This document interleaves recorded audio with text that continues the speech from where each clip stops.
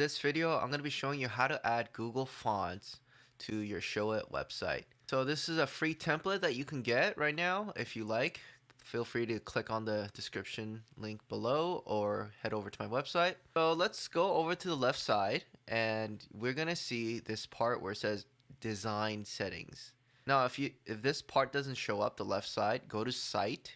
You may be on pages, so you're going to go to site, go to design settings. And it may be on the site style. Head to fonts.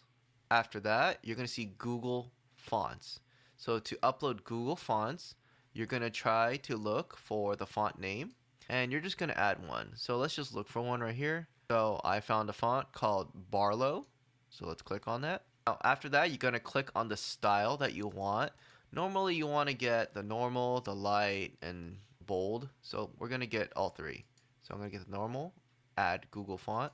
The side you can see that it has been uploaded. So Barlow normal. Let's go to light. It's been uploaded. Let's go to bold. And as you can see on the right side, the preview shows as well of what's going to be uploaded. So I'm going to click on it. And that's how you upload Google Fonts to Showit.